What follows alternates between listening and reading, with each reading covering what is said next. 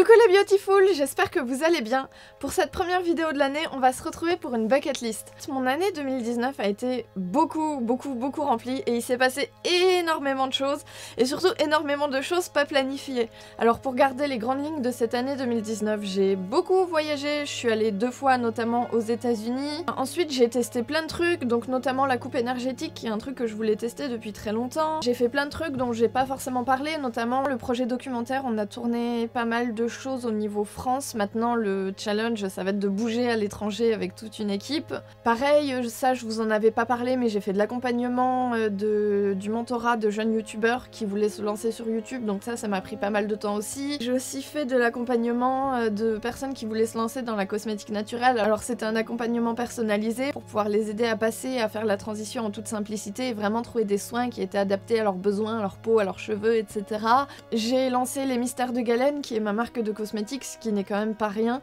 Notamment au niveau personnel aussi, j'ai testé pas mal d'activités, donc j'ai fait du trampoline, j'ai fait du yoga aérien, je me suis remise à faire des randonnées, chose qui me manquait énormément et que j'avais arrêté pendant plusieurs années.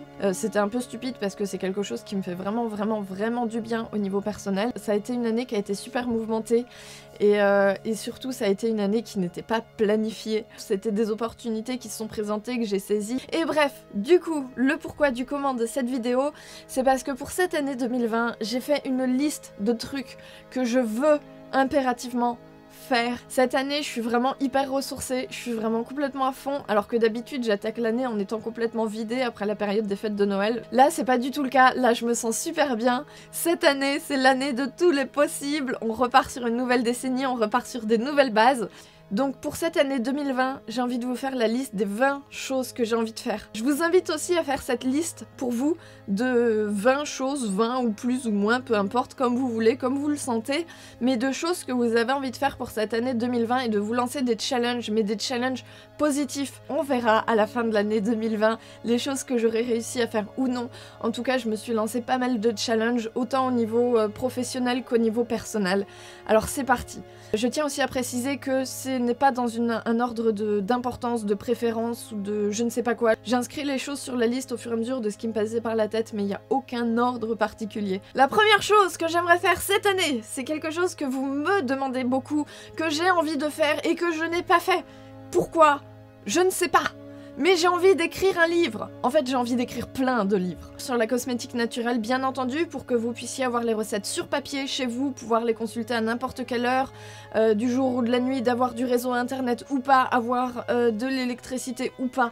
Bref, quelque chose que vous pourrez emporter avec vous n'importe où vous allez pour vous suivre dans toutes vos aventures et pour pouvoir profiter de la cosmétique naturelle et des conseils de cosmétique naturelle où vous voulez. Deuxième chose, tourner les documentaires. Alors, je vous en ai fait parler un petit peu en intro, pour ceux qui n'avaient pas suivi l'histoire.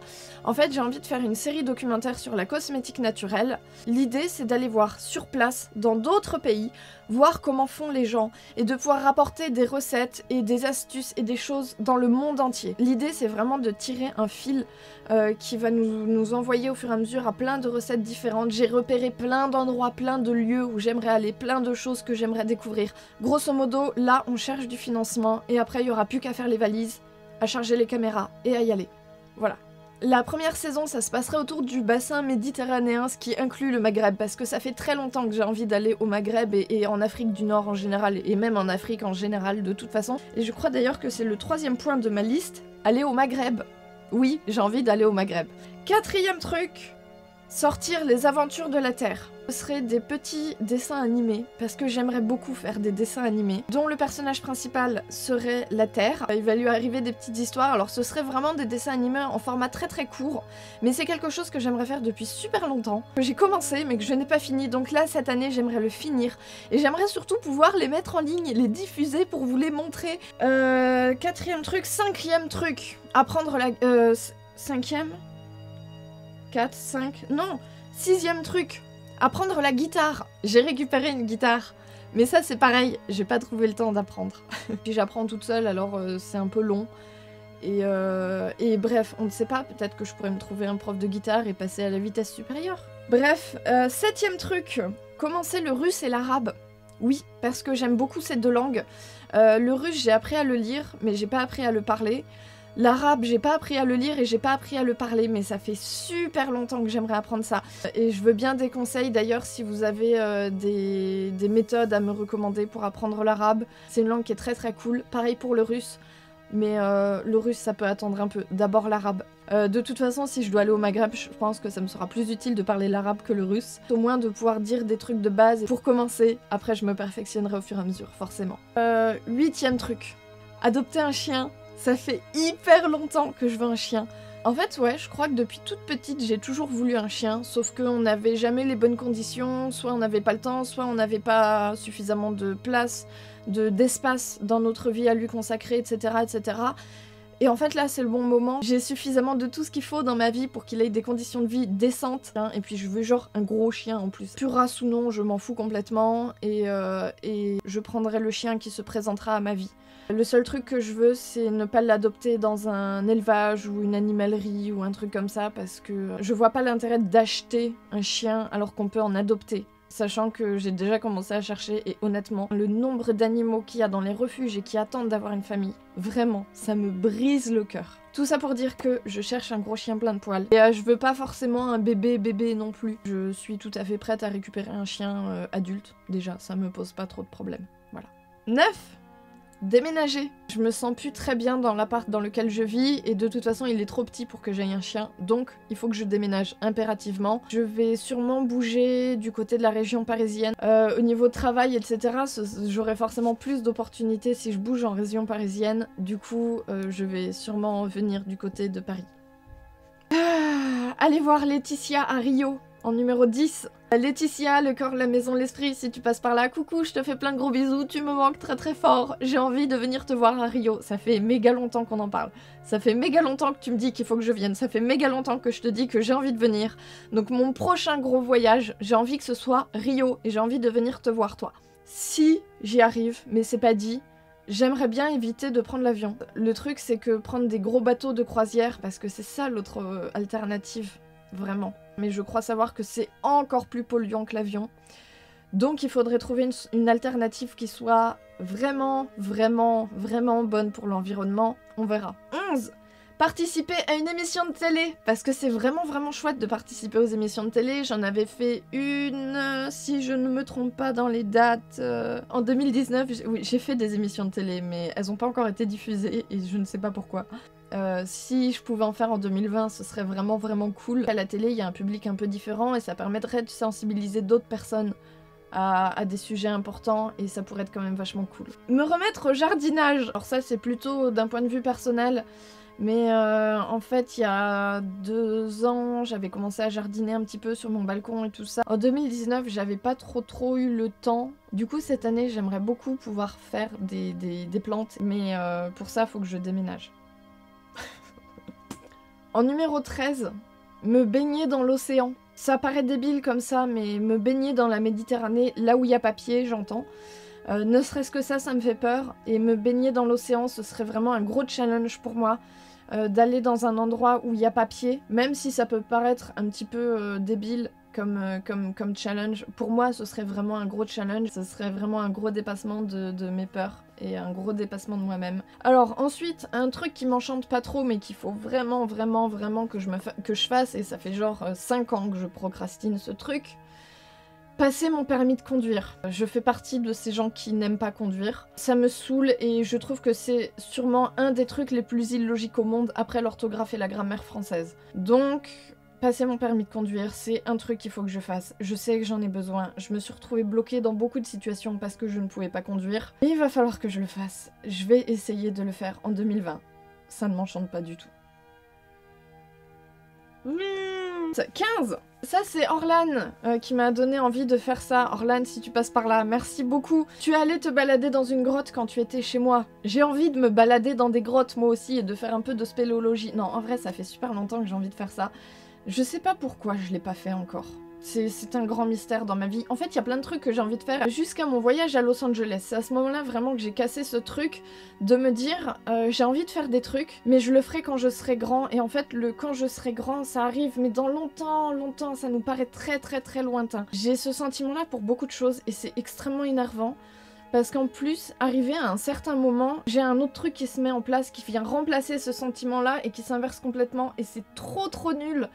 Il n'y a pas de mot en français pour décrire ce sentiment, par contre il y en a un en allemand et ça s'appelle la Torschlusspanik. C'est une angoisse profonde où on a l'impression que on a envie de faire des choses, mais on a l'impression que c'est trop tard et qu'on n'aura plus jamais l'opportunité de le faire. Alors que je sais que c'est entièrement dans ma tête et que c'est complètement faux et que je vais pouvoir le faire. Et c'est deux sentiments complètement opposés. Je sais pas si vous ressentez la même chose. Si ça vous arrive, dites-le moi en commentaire, je me sentirai moins seule. Bref. Numéro 16, c'est un truc qui n'a rien à voir, mais j'aimerais apprendre le tarot, pas les cartes en mode divinatoire, je lis dans l'avenir, ouh. Ça, de toute façon, j'y crois pas spécialement.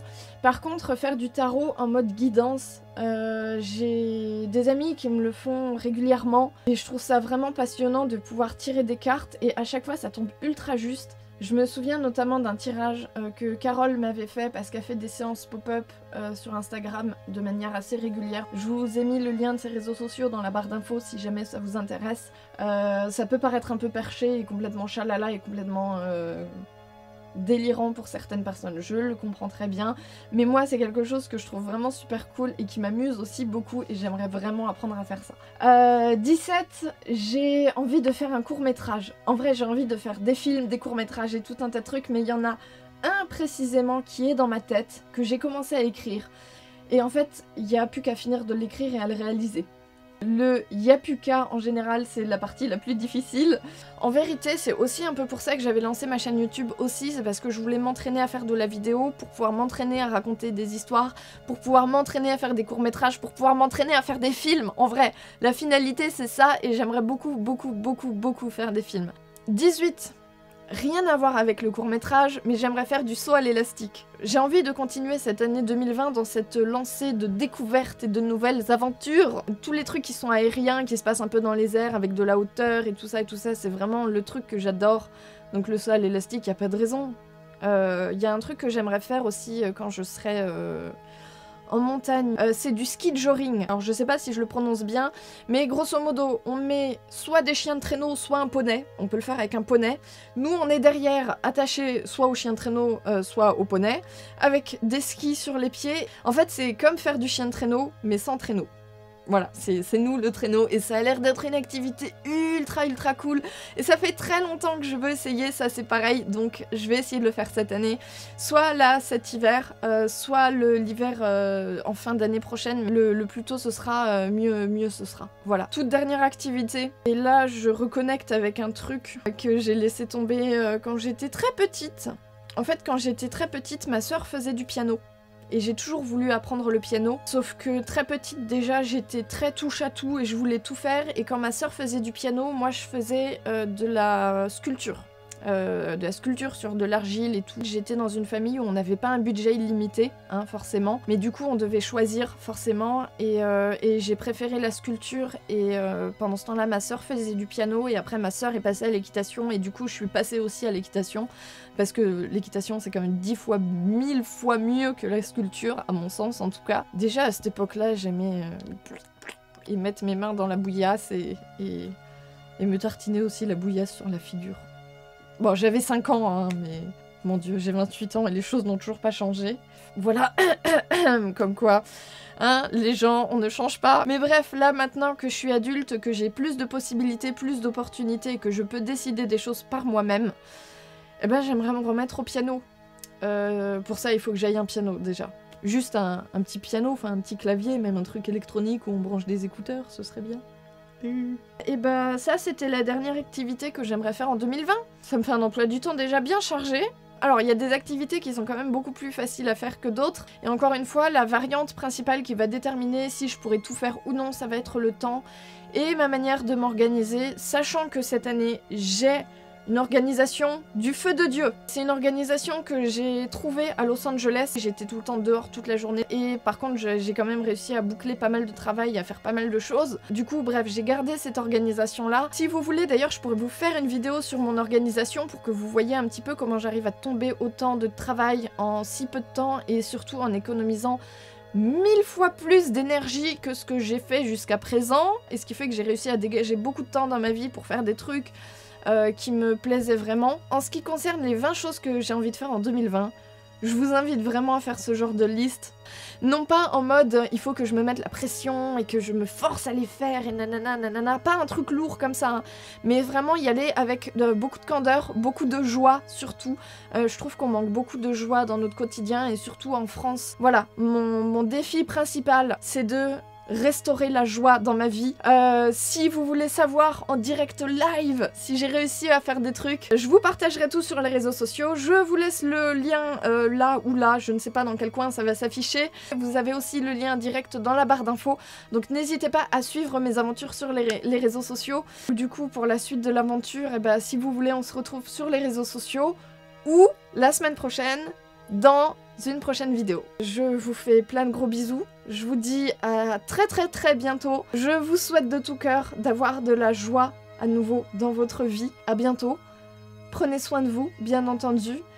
Et ensemble, restaurons la joie. Gros bisous et prenez soin de vous, bien entendu.